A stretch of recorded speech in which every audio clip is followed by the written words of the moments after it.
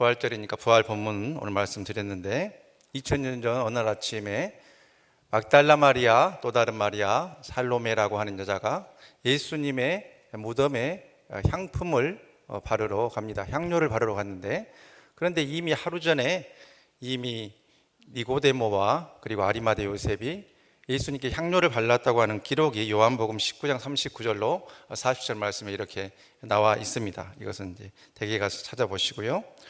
그런데 이들의 마음속에 무덤을 향해 가면서 마음속에 조금 걱정이 있었습니다. 제일 큰 걱정은 여자의 몸으로 어떻게 그 예수님의 무덤을 맡고 있는 그 큰 돌을 옮길 수 있을 것인가 하는 그런 두려운 마음이 있었고, 또 그것이 또 임봉되어 있다고 하는데 그것을 어떻게 또 뜯어낼 것이냐 하는 그런 마음이 있었고, 또 거기에 대해서 경비병들이 또한 무덤을 지키고 있다고 하는데 그 경비병들은 또 어떻게 설득을 해서 또 예수님을 뵙고 그 시신의 향품을 바를 수 있을까 하는 그런 여러 가지 걱정을 하면서 예수님의 무덤에 여인들이 찾아갔죠. 그런데 무덤에 가보니까 이렇게 이미 경비병들은 다 사라지고 임봉은 뜯겨져 있고 그 큰 돌이 다 이렇게 옮겨져 있는 것을 보게 되었습니다. 예수님의 시신이 이렇게 있는지 없는지 모르는 상황에서 돌이 열어져 있는 걸 보면서 여인들은 간밤에 빌라도의 명을 받아서 로마의 병정들이 예수님의 시신을 다른 곳으로 옮기지 않았을까 하는 이런저런 걱정을 가지고 당황과 당혹감을 가지고 이렇게 그 무덤 안으로 이렇게 들어가게 되었죠. 그랬더니 흰옷 입은 한 청년이 있었다고 마가복음은 증거를 합니다. 이 청년은 바로 천사를 말하고 있는 것이지요. 이 천사가 그 여인들에게 말하기를 어떻게 산자를 죽은 자 가운데서 찾느냐, 너희가 만나고자 왔던 그 나사렛 예수는 여기 계시지 않고 다시 살아나셨느니라, 이렇게 말을 하고, 너희들에게 또 제자들에게 말했던 것처럼 예수님께서는 갈릴리로 가 계실 것이다, 거기에서 너희가 예수님을 만나게 될 것이다 하는 그런 말씀을 전해주게 되었죠. 부활의 소식을 막달라 마리아와 다른 마리아와 살로메는 접하고 두려운 마음도 있고 반신반의할 마음도 있고, 그래서 그 소식을 적극적으로 나가서 전하지 못했다고 마가복음은 기록을 하고 있습니다.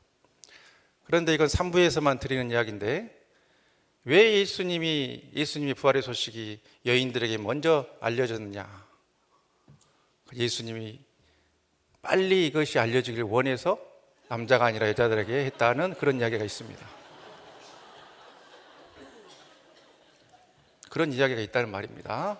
그런데 어쨌든 처음에 이 여인들이 예수님의 부활의 소식을 접하고는 주저주저 했는데, 그 후에 이제 사복음서를 종합해 보면은 무덤에서 예수님을 만났는지 아니면 예수님이 다시 나타나셨는지 그 세 여인 가운데서 한 여인인 7 귀신이 내어 쫓겼던 막달라 마리아가 베드로와 다른 제자들과 또 예수님의 이런 부활 소식을 접하지 못하고 낭망에 있는 사람들에게 찾아가서 이렇게 말합니다. 예수님이 살아나셨어요, 예수님이 살아나셨어요, 이렇게 외쳤다고 증거했다고 말씀은 기록을 하고 있습니다. 그 이후로 이제 되어진 이야기는 우리가 또 말씀을 통해서 만나게 되겠습니다만은, 먼저 이 이야기를 통해서 제가 오늘 부활의 소식을 간단하게 3가지를 말씀드립니다. 첫째는 이 여인들이 예수님을 만나기 위해서 향품과 향료를 바르기 위해서 예수님을 만나러 갔을 때 이미 예수님은 그 무덤에 계시지 않고 부활하셨고, 그 무덤에 예수님이 계신가 하고 들어갔을 때 천사는 말하기를 이미 예수님께서는 미리 말씀하셨던 갈릴리로 가 계시단 말씀하셨습니다. 이것을 통해서 부활하신 주님이 2024년 부활의 이 3부 예배 때 여러분에게 어떤 말씀을 전하시느냐? 하나님은 항상 우리의 생각보다 앞서서 움직이신다고 하는 그러한 사실입니다. 여러분의 상황과 환경 속에서 인간의 계산으로 이만큼을 요구하고 나갈 때 주님은 그 앞서서 미리 그 일을 행하고 계심을 기억하실 수 있기를 바랍니다. 여호와 일에 하나님께서 우리가 보지 못하는 것으로, 우리가 깨닫지 못하는 것으로, 우리의 기대를 넘어서는 하나님의 방법으로 더 좋은 것을 예비해 놓고 계시고 하나님의 역사를 이루어 나가고 계심을 꼭 기억하실 수 있기를 바랍니다.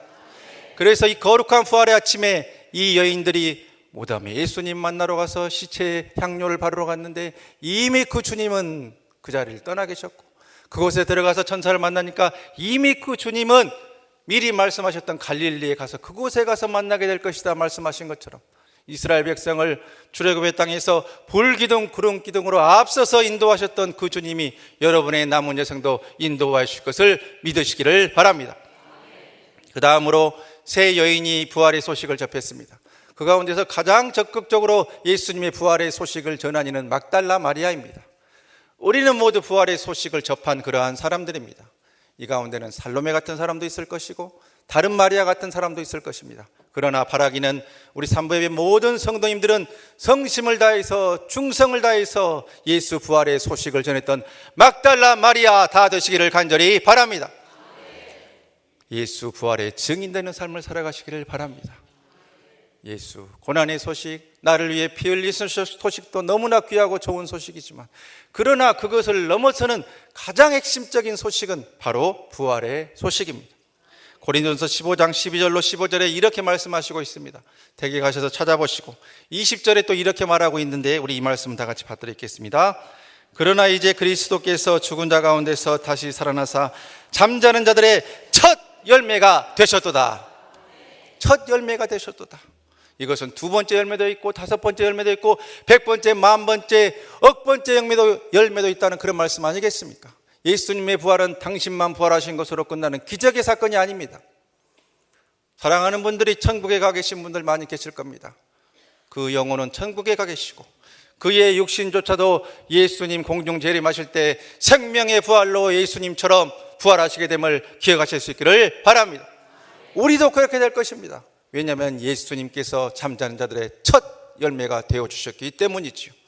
그렇기 때문에 예수 부활의 소식은 우리와 아무 상관이 없는 그분만의 기적이 아니라 우리도 부활할 수 있다는 것을 예표적으로 보여주는 사건입니다.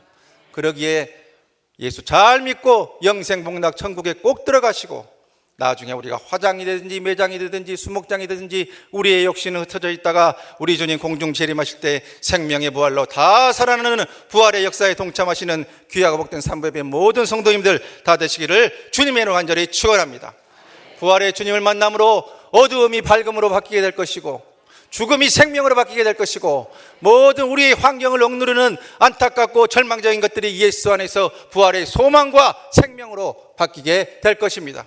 그 역사가 있기에 우리가 잠깐 침묵하고 어두운 상황 속에 토굴 속에 무덤 속에 있는 것 같은 우리의 삶과 그 환경 보고 낭망해 있지 마시고 부활의 주님을 만남으로 벌떡벌떡 일어나시는 역사, 예수 안에서 살아나는 역사, 소망과 희망 품고 승리하는 삶의 산부예배 성도님들 다 되시기를 주님의 이름을 간절히 축원합니다. 축원합니다. 축원합니다. 기도하겠습니다.